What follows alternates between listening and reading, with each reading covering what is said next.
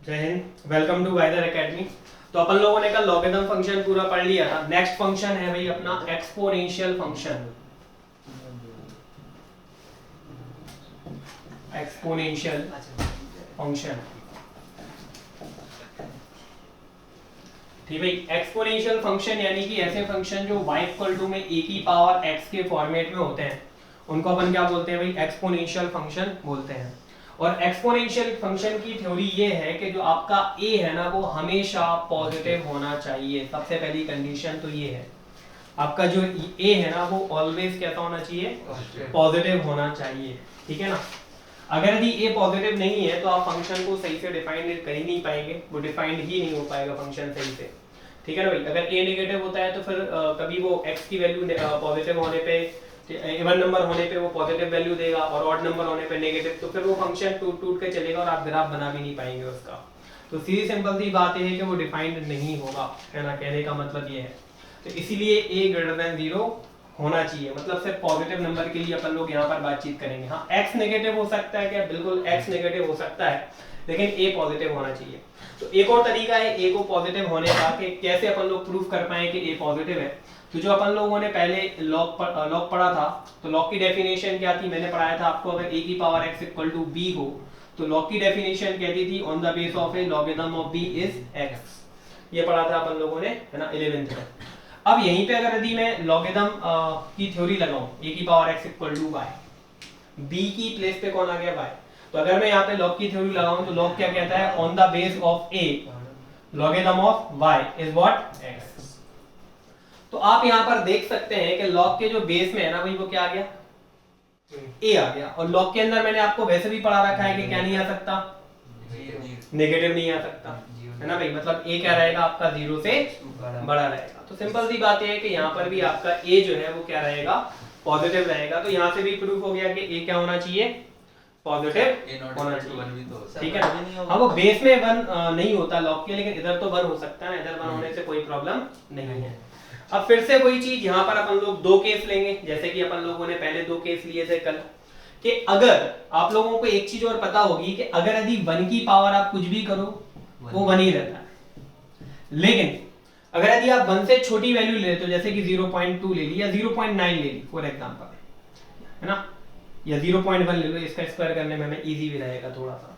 0.1 ले लिया। अगर आप 1 से छोटी वैल्यू का पावर बढ़ाते हैं तो नंबर कैसा होने लग जाता है?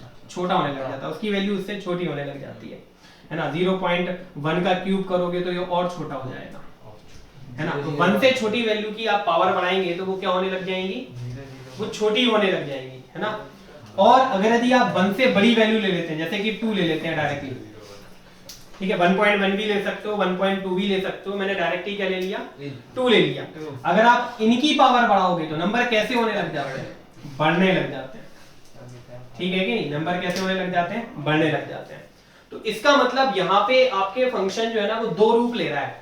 1 से बड़ी वैल्यू पे आपकी वैल्यू बढ़ाने पे बढ़ रहा है, और 1 से छोटी वैल्यू लेने पे वैल्यू बढ़ाने पे घट रहा है। मतलब 1 से छोटे पे डिक्रीजिंग फंक्शन होगा और 1 से बड़े पे क्या होगा? इंक्रीजिंग होगा। ये अपन लोगों ने कल देखा ही था कि इंक्रीजिंग और डिक्रीजिंग फंक्शन क्या होते हैं, ठीक है ना। तो इसीलिए यहाँ पर भी दो केस बनेंगे जैसे कल लॉग में बने थे।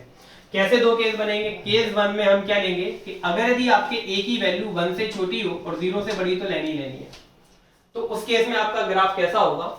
और केस 2 जो है ना हमारा, वो क्या होगा? ये सिर्फ समझाने के लिए था, इसको लिखने की जरूरत नहीं है। तो केस 2 जो होगा वो क्या हो जाएगा भाई? जब आपकी a की वैल्यू 1 से बड़ी हो। अब इस बार बहुत अच्छे से क्लियर हो रहा होगा कि अपन ने ये दोनों केस क्यों लिए, है ना भाई। कल थोड़ा लग रहा होगा कि हाँ ऐसा क्यों करा, आज तो अब आराम से समझ में आ रहा होगा। अब देखें, अब यहाँ पर अगर यदि मैं 0 से 1 के बीच में कोई वैल्यू लेता हूं तो मेरा ग्राफ कैसा बनेगा, यानी कि a की पावर x का जो ग्राफ होगा वो कैसा बनेगा, देखें। तो आप अपने मन से एक वैल्यू ले लो 0 से 1 के बीच में a की। तो जैसे मैं अपने मन से a की वैल्यू ले लेता हूँ 1.2 या 0.5, ठीक है ना। ये मैंने वैल्यू ले ली, तो मेरा फंक्शन हो जाएगा 1/2 की पावर x मींस 2 की पावर -x। बात एक ही है, क्या फर्क पड़ने वाला है, ठीक है ना। अब आप इसका देखना ग्राफ बनाते हैं अपन लोग, ठीक है। ग्राफ बनाने से पहले एक दो बातें और कर लेते हैं। एक दो बातें और कैसी? जैसे कि मान लो 1 से छोटी वैल्यू है, जैसे मान लो आपको a की पावर इंफिनिटी चेक करना है कि क्या होगा। अगर यदि आपका जो a है वो कैसा है, 1 से छोटा है और 0 से बड़ा है, ठीक है, ये तो आपने प्रोग्रेशन में पढ़ लिया होगा इनफाइनाइट जीपी में, तो a की पावर इंफिनिटी की वैल्यू 0 आती है। बताऊं कैसे, या दिख गया? 0 से 1 के बीच में वैल्यू a की है अगर यदि, तो a की पावर इंफिनिटी की वैल्यू 0 आएगी। क्यों आएगी पता है? क्योंकि छोटी होती चली जाती है। अभी देखा ना, a की वैल्यू 0 से 1 के बीच में आप जैसे 0.1 ले लो, तो 0.1 का स्क्वायर कितना हो गया, तो 0.1 का क्यूब कितना हो गया। जब क्यूब के ये हाल है, तुम सोचो ना, क्यूब के ये हाल है, तो 0.1 की पावर इंफिनिटी के क्या हाल होंगे? 0.00000 पता नहीं कब जाके 1 मिलेगा, तो 0 के इक्वल आ गई ना बात समझ में, है ना? तो यही रीजन है कि जब a की वैल्यू 0 से 1 के बीच में हो, तो a की पावर इंफिनिटी की वैल्यू क्या हो जाती है, 0। ये लिमिट में भी लगेगा, है ना? ठीक है। और अगर a की वैल्यू जो है वो 1 से बड़ी हो, तो फिर a की पावर इंफिनिटी की वैल्यू क्या होती है, इंफिनिटी ही होती है। क्योंकि ये तो अंडरस्टैंडेबल है, बड़ी वैल्यू ले रहे हो, उसकी पावर बढ़ाओगे तो वो और बड़ी होती चली जाएगी, ठीक है ना? चलो अब आते हैं अपन यहाँ पे। तो ग्राफ बनाने के लिए यहाँ पर x की वैल्यू की कोई बाउंडेशन नहीं है। सबसे पहले x की सबसे छोटी वैल्यू रखेंगे माइनस इंफिनिटी। क्या रखेंगे? Minus infinity. x की प्लेस में मैं माइनस इंफिनिटी रख रहा हूँ, तो minus minus minus minus plus infinity, तो 2 की पावर इंफिनिटी कितना, 2 की पावर इंफिनिटी कितना, उस थ्योरी से देख लो, इंफिनिटी होगा ना, 2 1 से बड़ा और 1 से बड़े की वैल्यू पावर इंफिनिटी क्या होती है, इंफिनिटी। तो माइनस इंफिनिटी रखने पर, इधर दिख नहीं रहा होगा शायद, है ना? बोर्ड पे दिख रहा है सर, इधर बना लेते हैं, केस 2 बाद में ले लेंगे, कोई दिक्कत नहीं है, इसको हटा देते हैं फिलहाल, है ना? तो माइनस इंफिनिटी लेने पर, माइनस इंफिनिटी लेने पर मुझे क्या मिला, प्लस इंफिनिटी मिला। x की प्लेस में माइनस इंफिनिटी रखने पर y की वैल्यू कितनी आई, प्लस इंफिनिटी। मतलब ग्राफ इंफिनिटी से आ रहा है, तो मान लेंगे कि यहीं पे इंफिनिटी है, नहीं तो इंफिनिटी तो अपन पहुंच ही नहीं पाएंगे कभी, है ना भाई? दूसरी वैल्यू अपन लोग रख लेंगे, सिंपल सी रख लेते हैं, 0 रख दें x की प्लेस पे। ऐसे तो बहुत सारी रख सकते हैं, 1 2 3 4, लेकिन कहां तक सॉल्व करेंगे? तो आप 0 ले लो पहले। 0 लेंगे तो कितना मिलेगा, 2 की पावर 0 1, मतलब x इक्वल टू 0 लेने पे y की वैल्यू कितनी आ गई, 1। 0 पे y की वैल्यू कितनी आ गई, 1। और लास्ट में अपन x की वैल्यू कितनी रख देते हैं, इंफिनिटी रख देते हैं प्लस में, तो 2 की पावर माइनस इंफिनिटी। एक्चुअल में 2 की पावर माइनस इंफिनिटी पता है 0 आएगा। कैसे? आप इसको लिख सकते हो 1/2 की होल पावर इंफिनिटी, और 1/2 1 से कैसा है, छोटा के बड़ा, 1 से छोटा है, तो 1/2 की पावर इंफिनिटी क्या हो जाएगा भाई, 0 हो जाएगा।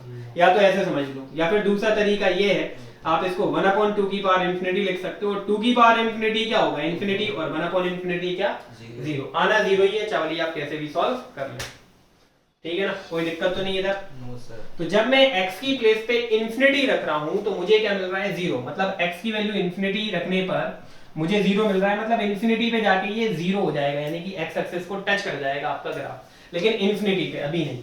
तो इंफिनिटी तो कभी मिलता ही नहीं है, वो तो चलता चला जाता है ना भाई।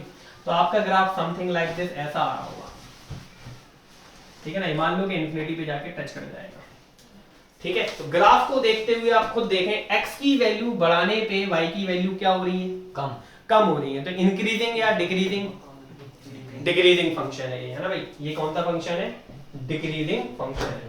और डिक्रीजिंग फंक्शन में साइन ऑफ इनइक्वालिटी चेंज होती है या नहीं होती है।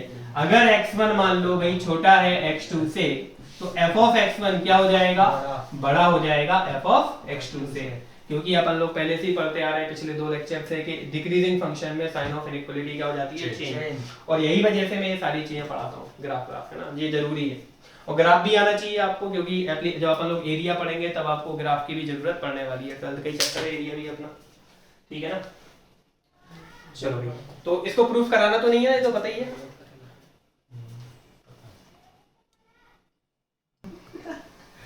चलो देखें, केस 2। केस 2 में वही क्या है, a ग्रेटर देन 1 है ना? तो अगर a की वैल्यू 1 से बड़ी हो जाए तो फिर अपन देखेंगे कि क्या होगा। तो जैसे आप लोग अपने 1 से a की वैल्यू 2 ले लें, तो आपका फंक्शन हो जाएगा y इक्वल टू में 2 की पावर x, या f of x equal to में 2 की पावर x, जो भी आपको लिखना हो, है ना भाई?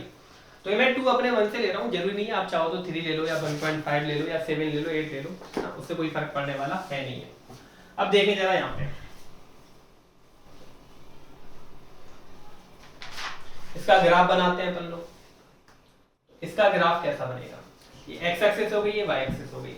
सबसे पहले मैं x की प्लेस में रखूंगा माइनस इंफिनिटी इधर, 3 वैल्यू से अपन लोग ग्राफ बना लेते हैं, ज्यादा वैल्यू लिखने की जरूरत नहीं है। और ग्राफ याद होने चाहिए, ध्यान रखना है। तो मैं यहाँ पे प्रूफ करा रहा हूँ कैसे बनना है। -∞, 0 और ∞। हाँ, बस 3 वैल्यू में काम हो जाएगा। तो सबसे पहले x यहाँ पे -∞ रखेंगे तो 2 की पावर -∞ क्या देगा? 2 की पावर -∞ क्या देगा? 0। देख लिया था ना हम लोगों ने पिछले बार में, है ना? ठीक है ना? तो 2 की पावर -∞ आपको क्या देगा? 0। मतलब ये 0 से आ रहा होगा ये। तो 0 मान लो लगभग ये इनफाइनाइट पे 0 जाके टच करता है। तो अब इनफाइनाइट पे तो हम पहुंचे नहीं है ना, इसलिए मैं 0 पे लिया नहीं है मैंने, थोड़ा सा हल्का सा ऊपर लेंगे। फिर अपन लोग दूसरी वैल्यू रखेंगे x की जगह पे कितना भाई? 0 रखेंगे तो 2 की पावर 0 कितना हो जाएगा? 1 हो जाएगा। ठीक है ना? फिर रखेंगे अपन इन्फिनिटी, तो 2 की पावर इन्फिनिटी क्या हो जाएगा? इन्फिनिटी हो जाएगा। बस इन तीनों पॉइंट को मिलाना है आपको इस तरीके से, समथिंग लाइक दिस। तो ये आपका ग्राफ इस तरीके का बन जाएगा। तो ये हो गया आपके 2 की पावर x का ग्राफ। ठीक है ना? अच्छा, ये इंक्रीजिंग है या डिक्रीजिंग है? ये इंक्रीजिंग है। y की x की वैल्यू बढ़ाने पे y की वैल्यू भी बढ़ रही है, इंक्रीजिंग फंक्शन है। तो इसका मतलब इसमें साइन ऑफ इनइक्वालिटी चेंज नहीं होगी। अगर x1 लेस देन x2 है तो f ऑफ x1 भी less than f of x2 ही होगा। तो इसमें साइन ऑफ इनइक्वालिटी चेंज नहीं होती क्योंकि ये इंक्रीजिंग फंक्शन है। ठीक है ना? अब बात कर लेते हैं इनकी डोमेन और रेंज की, है ना भाई? तो सबसे पहले अपन लोग लिखेंगे डोमेन। ये इंपॉर्टेंट चीजें होती हैं, इनको अलग से लिखना बिल्कुल नीचे। तो डोमेन, तो बताओ डोमेन क्या होगी? डोमेन किसकी वैल्यू होती है? सबसे पहले तो x की। और x की वैल्यू कहां से कहां तक जा रही है? -∞ से। देखो यहाँ पे -∞ से +∞ तक जा रही है। ग्राफ में ही दिख रहा है, पूरा ग्राफ -∞ से +∞ बन रहा है। इसीलिए हमारी जो डोमेन होगी वो होगी कैपिटल R। -∞ से +∞ यानी कि क्या? Capital R। दूसरी चीज क्या होती है भाई? रेंज। तो रेंज आप लोग देखो क्या है? रेंज है ये 0 पे इनफाइनाइट पे टच करता कि नहीं करता? तो 0 से इन्फिनिटी। और इस वाले ग्राफ में भी 0 से इन्फिनिटी जा रहा है। देखो ऊपर रेंज मतलब y की वैल्यू, तो हम वर्टिकली चलते हैं रेंज में। तो 0 यहां पर हो रही थी -∞ से, और कहां पे जा रही है? इन्फिनिटी। तो रेंज हो रही है 0 से इन्फिनिटी। अच्छा, बात ये आती है कि 0 काउंट करेंगे कि नहीं करेंगे? करेंगे कि नहीं करेंगे? क्यों करेंगे? 0 क्या रखने पे मिला था आपको बताओ? -∞ या +∞ रखने से मिला था, है ना? उधर तो +∞ रखने से मिला था, इधर -∞ रखने से मिला था। तो इन्फिनिटी नॉट डिफाइंड है कि डिफाइंड है? नॉट डिफाइंड है। तो जो इन्फिनिटी रखने से चीजें मिलती हैं या जिनकी वजह से इन्फिनिटी मिलता है, दोनों को ही नहीं लेते, ये ध्यान रखना। ठीक है? तो इसलिए इन्फिनिटी रखने पे या -∞ पे 0 मिला, इसलिए 0 नहीं लेंगे। इसलिए 0 पे कौन सा ब्रेसेस आएगा? ओपन। तो हमारी रेंज हो जाएगी 0 से इन्फिनिटी, या इसी चीज को अपन लोग क्या बोलते हैं? R पॉजिटिव भी बोलते हैं। ठीक है ना? तो ये हमारी डोमेन और रेंज हो गई।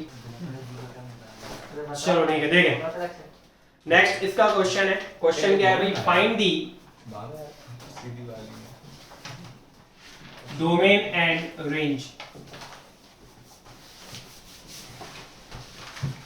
ठीक है, रेंज का हमेशा बोलता हूं कि फंक्शन के ऊपर डिपेंड करता है कि रेंज कैसे निकालनी है। हर फंक्शन के ऊपर डिपेंड करता है ना?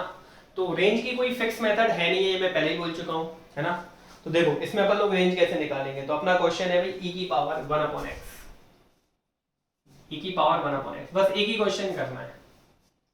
तो इसकी हमें डोमेन और रेंज निकालनी है। तो कैसे निकालेंगे? देखो डोमेन तो बड़ा आसान काम है।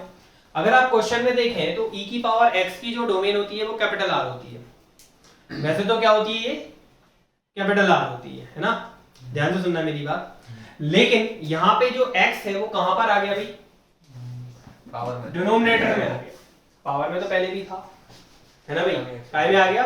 डिनोमिनेटर में आ गया। तो डिनोमिनेटर में अपन लोग क्या बोलते हैं? नीचे वाली चीज जो भी है वो क्या नहीं हो सकती? 0 नहीं हो सकती। अच्छा, और कोई कंडीशन लगेगी यहाँ पे? नहीं, क्योंकि डोमेन कैपिटल R है, बाकी सब जगह पे तो डिफाइंड नहीं। उसने थ्योरी में ही अपन लोगों ने पढ़ रखा है ना भाई? और कहीं नॉट डिफाइंड होती नहीं है। लॉग होता तो फिर कहानी अलग होती। लॉग के अंदर नेगेटिव नहीं आता तो फिर 1/x ग्रेटर देन 0 लगाते, है ना? लेकिन ये e की पावर है तो इसमें x does not equal to 0। तो या तो यही आंसर दे देगा वो, या फिर इसको क्या लिख सकता है? r - 0। x does not equal to 0 का मतलब ये है 0 को छोड़कर सब कुछ लेना है ना? इसका मतलब क्या है? 0 को छोड़कर सब कुछ लेना है। तो अपन इसको ऐसे भी तो लिख सकते हैं ना, अभी ऑल रियल वैल्यूज लेनी है, सिर्फ 0 को छोड़ना है, तो 0 को हटा दिया मैंने कर्ली ब्रैकेट में। इसी को हम ऐसे भी लिख सकते हैं r0। r0 का भी मतलब क्या होता है? All real value except 0। तो ये तीनों चीजें एक ही हैं, तो एक ही आंसर को इतने तरीके से लिखा जा सकता है। ठीक है ना, ये भी सही है, ये भी सही है, ये भी सही है। अब जो ऑप्शन में दिया वो आप लगा देना। अगर आपको एक भी चीज नहीं पता फिर आप ढूंढते रह जाएंगे कि यार मेरा आंसर तो कुछ और आ रहा है, इसमें कुछ और दिया है, फिर आपका आंसर सही नहीं होता है, ये प्रॉब्लम हो जाती है। ठीक है, अब बात करते हैं अपन लोग रेंज की। ये तो हो गई डोमेन, ये क्या हो गई, डोमेन हो गई। रेंज देखो मैं पहले से ही बोलता हूं हमेशा कि कभी भी, है ना, रेंज की कोई फिक्स मेथड नहीं होती। रेंज थोड़ा सा टिपिकल होता है, इसको प्रैक्टिस से ही आप सीख सकते हो। तो देखो इसकी रेंज निकालने के तरीके दो हैं, लेकिन जो सिंपल वाला तरीका है वो देखो, टफ वाला तो बहुत हैवी है, टफ वाला बहुत हैवी है, कुछ ज्यादा ही हैवी है, आपको एक बार में समझ में नहीं आएगा, मुझे कम से कम 2-3 बार एक्सप्लेन करना पड़ेगा। तो पहले इजी वाला देख लेते हैं, टफ वाला फिर आप लोग बोलोगे तो मैं बता दूंगा। तो क्या है भाई रेंज निकालने का तरीका, देखो अगर आप किसी फंक्शन की रेंज इजीली नहीं निकाल पा रहे हैं, आपको समझ में नहीं आ रहा है कि क्या करना है, तो आप एक चीज जरूर देखना, कहीं ऐसा तो नहीं है मैं x की वैल्यू y के टर्म्स में निकाल सकता हूं या नहीं, निकाल सकता हूं या नहीं, पहले ये सोचो। बिल्कुल निकाल सकते हैं हम x की वैल्यू y के टर्म्स में। रेंज का मतलब y की वैल्यू मिलना चाहिए, डोमेन का मतलब किसकी, x की। तो यहाँ पे x निकाला मतलब डोमेन निकला, रेंज मतलब आपको y निकालना है। तो कैसे निकाल लेंगे आप, x की वैल्यू y के टर्म में निकाल लो। तो कैसे निकालोगे, बोथ दी साइड लॉग या लॉग की डेफिनेशन जो भी आप कहना चाहो। तो बोथ दी साइड लॉग ले लेते हैं, तो लॉग बेस में ई वाई, क्योंकि बहुत से लोगों को लॉग की डेफिनेशन आती नहीं है ना भाई, ये ऐसा कुछ हो जाएगा। तो लॉग के बेस में ई लेना है आपको, नेचुरल लॉग रहेगा, ताकि ई कितना हो जाए 1, है ना भाई, log ई 1 और 1 अपॉन x कहां जाएगा आगे। तो x की जो वैल्यू हो जाएगी वो जाएगी 1 अपॉन में log ई वाई। ठीक है ना, अब हम इसको कैसे सॉल्व करेंगे, अब हम कैसे सॉल्व करेंगे, पहली कहानी y जो होगा वो ग्रेटर देन 0 होगा, ये अपन ने कल ही पढ़ा था लॉगरिथम फंक्शन में, लॉग के अंदर क्या नहीं आता, नेगेटिव नहीं आता। दूसरी कहानी ये अपॉन में है तो नीचे वाली चीज यानी कि न्यूमरेटर वाली चीज क्या नहीं हो सकती, 0 नहीं हो सकती, है ना। एंटी लॉग लेंगे तो एंटी लॉग लेंगे तो ई 1 से बड़ा के छोटा, वैसे तो डज नॉट इक्वल टू है, तो यहाँ पे आपको सोचने की जरूरत नहीं है। जब लेस देन ग्रेटर देन होता है तब सोचना पड़ता है कि 1 से छोटा या 1 से बड़ा, है ना। इनइक्वालिटी चेंज होती है, डज नॉट इक्वल टू थोड़ी ना चेंज हो जाएगा। तो डज नॉट इक्वल टू में कितना होगा एंटी लॉग, ई की पावर 0, मतलब y does not equal to 1, है ना भाई। तो इन दोनों का हम कॉमन सॉल्यूशन ले लेंगे। तो y ग्रेटर देन 0, तो मतलब ये 0 हो गया और ये 1 हो गया, पहले छोटी वैल्यू फिर बाद में बड़ी वैल्यू, तो इनइक्वालिटी का फंडा होता ही है। तो ये कह रहा है कि 0 से बड़ी वैल्यू लेनी है, और ये कह रहा है कि सब ले लो लेकिन 1 मत लो। तो ये कह रहा है अकेला 1 मत लो, तो 1 पे खाली बोला, तो इसका मतलब आपका आंसर हो जाएगा 0 से 1 यूनियन 1 से इंफिनिटी, है ना। एक आंसर तो ये हो गया। मैं इसी आंसर को ऐसे भी तो लिख सकता था, 0 से इंफिनिटी और माइनस कर देते सिर्फ 1, मतलब 0 से इंफिनिटी तक सारी वैल्यू सिर्फ क्या नहीं लेना आपको, 1 नहीं लेना। और मैं ऐसा भी तो लिख सकता था 0 से इंफिनिटी मतलब कितना, r पॉजिटिव, 0 से इंफिनिटी मतलब क्या, r पॉजिटिव, और मैं इसमें से क्या हटा दूंगा, 1 हटा दूंगा। इतने तरीके से अपन लोग आंसर दे सकते हैं, और तीनों ही आंसर सही है ना भाई। देखो अपने को सारे आंसर लिखना है, मान लो एग्जाम में कोई ऐसी चीज आ जाए जो आपने नहीं पढ़ी हो तो फिर आप दिक्कत में आ जाओगे, बात है। ठीक है, नेक्स्ट फंक्शन है अपना मॉडुलस फंक्शन, जो कि काफी ज्यादा इंपॉर्टेंट होता है भाई, है ना, ये काफी ज्यादा इंपॉर्टेंट होता है मॉडुलस फंक्शन। ठीक है ना। अब मॉडुलस फंक्शन को कैसे रिप्रेजेंट करते हैं, जैसे कि y इक्वल टू में मॉडुलस ऑफ x, है ना भाई। तो ये मॉडुलस फंक्शन हो गया। देखो जैसे अपन लोगों ने कॉम्प्लेक्स नंबर पढ़ा था 11th में, अगर आप रियल नंबर में 2 वर्टिकल लाइन ड्रॉ करते हो तो ये मॉडुलस है, ये क्या है भाई, मॉडुलस है। और अगर आप इमेजिनरी नंबर यानी कि रियल और इमेजिनरी का कॉम्प्लेक्स फॉर्मेट ले लेते हो, जैसे 2 + i का मॉडुलस, तो फिर ये क्या हो जाता है, मैग्नीट्यूड ऑफ कॉम्प्लेक्स नंबर। ये चीज क्या हो जाती है, मैग्नीट्यूड ऑफ कॉम्प्लेक्स नंबर, है ना भाई। अगर रियल नंबर अकेला है और आप वर्टिकल लाइन ड्रॉ कर रहे हो 2, तो उसके अंदर जो वैल्यू है फिर ये मॉडुलस की तरह वर्क करेगा। और जैसे मान लो कॉम्प्लेक्स नंबर के में आप 2 वर्टिकल लाइन ड्रॉ कर रहे हो तो ये मैग्नीट्यूड ऑफ कॉम्प्लेक्स नंबर होगा। जैसे वेक्टर अपन लोग जैसे पढ़ने वाले, ए वेक्टर में अपन लोग जैसे 2 वर्टिकल लाइन ड्रॉ करेंगे तो ये मैग्नीट्यूड ऑफ वेक्टर हो जाएगा। मतलब चीजें डिपेंड करता है कि 2 वर्टिकल लाइन के अंदर है क्या, उसके ऊपर डिपेंड करता है कि मॉडुलस है या ये मैग्नीट्यूड ऑफ वेक्टर है या फिर ये मैग्नीट्यूड ऑफ कॉम्प्लेक्स नंबर है या ये डिटरमिनेंट है, मैट्रिक्स ऑफ डिटरमिनेंट। अगर कैपिटल ए स्क्वायर मैट्रिक्स है, अगर आप इसमें 2 वर्टिकल लाइन ड्रॉ कर रहे हो तो फिर ये क्या हो गया, डिटरमिनेंट ऑफ मैट्रिक्स हो गया। तो डिपेंड करता है कि अंदर है क्या वर्टिकल लाइन के अंदर। बात समझ में आ गई? पहली चीज तो ये होगी, हालांकि ये तो बहुत ही बेसिक सी चीज थी, आप लोगों को वैसे ही ऑलरेडी पता थी। चलो अपन आते हैं इस चीजों पे। मॉडुलस करता क्या है? मॉडुलस जो है ना वो ऑलवेज पॉजिटिव वैल्यू देता है। सबसे पहली चीज तो ये एक ऐसी मशीन है जो ये एक ऐसी मशीन है जो आपको ऑलवेज कौन सी वैल्यू देगी भाई? पॉजिटिव वैल्यू देगी, ठीक है ना, ये आपको ध्यान में रखना है, ऑलवेज पॉजिटिव वैल्यू देगी। अब यहाँ पर जैसे कि मॉडुलस में -2 है तो ये आपको +2 देगा, मॉडुलस में 3 है तो ये आपको 3 देगा, और मॉडुलस में 0 है तो ये आपको 0 देगा। पहली चीज तो ये ध्यान में रखनी है, ठीक है ना।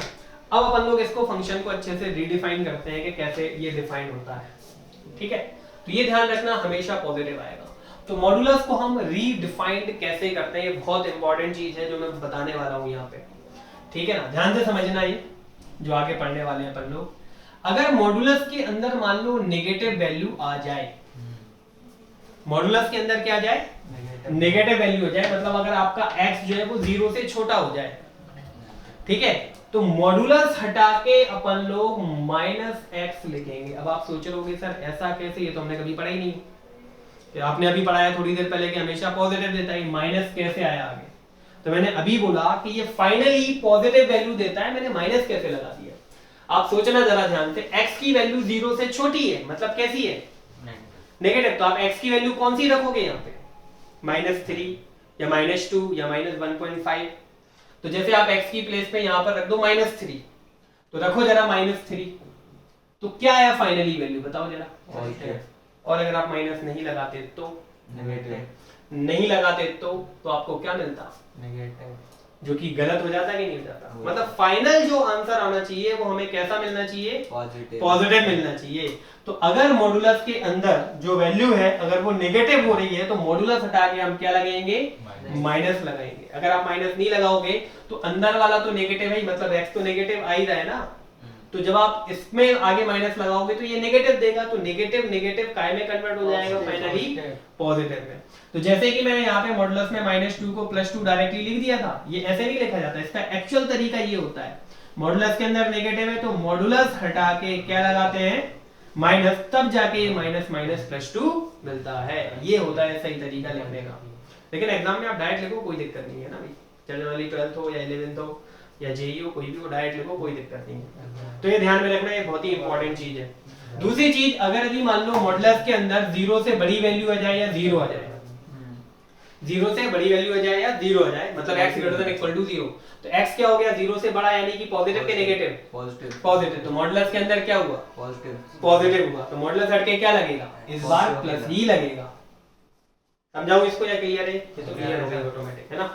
तो ये कहानी क्लियर हो गई। अच्छा, अब मैंने 0 से छोटा और 0 से बड़े क्यों लिया? मैं 1 से छोटा 1 से बड़ा भी तो ले सकता था, क्योंकि पॉजिटिव और नेगेटिव की जहां पर बात होती है वहां पे हम 0 से बात करते हैं। क्यों?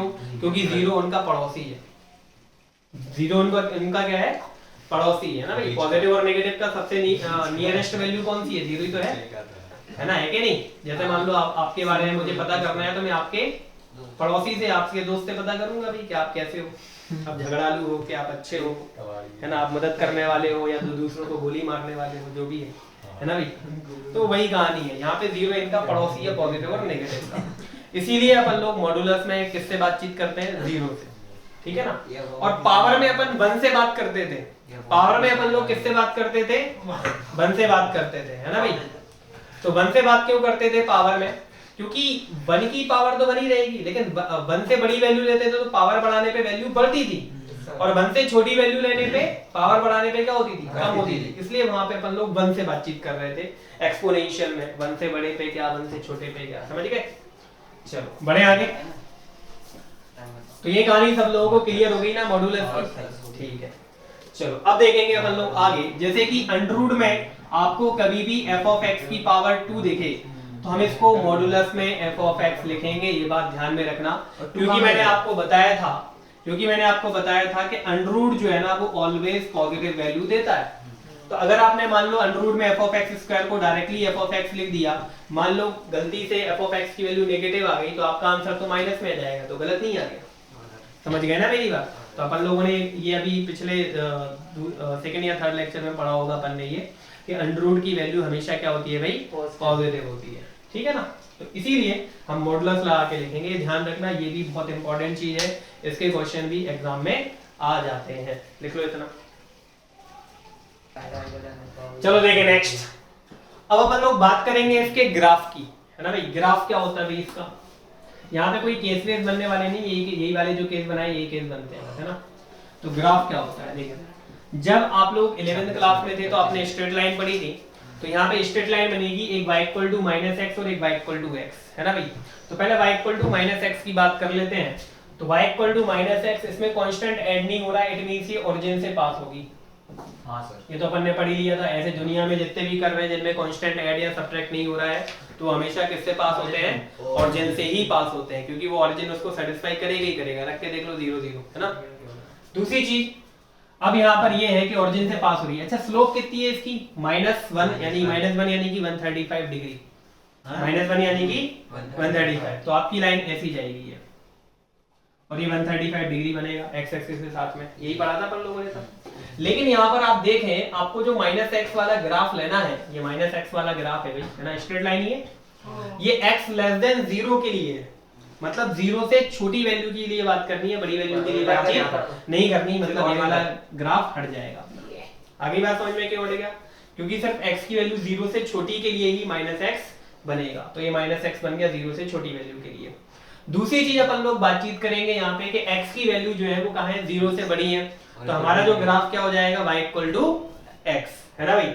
तो y इक्वल टू x जो है, ठीक है ना, ये क्या होती है, ये भी ओरिजिन से ही पास होगा, और इसमें जो स्लोप होगी वो कितनी होगी, 1, यानी कितना डिग्री, 45 डिग्री हो जाएगा, और ओरिजिन से ही पास होना है, तो ये वाली लाइन हो जाएगी हमारी y इक्वल टू x की। इसमें भी कोई कहानी कि आपको x की वैल्यू कैसी लेनी है, 0 से बड़ी लेनी है ना भाई।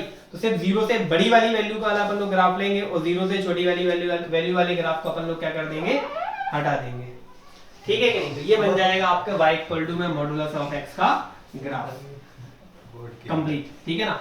तो ये y equal to x line है और ये y equal to minus x line है, और दोनों को हम कंबाइन कर देंगे तो हम उसको क्या बोलते हैं, y इक्वल टू में मॉडुलस ऑफ x।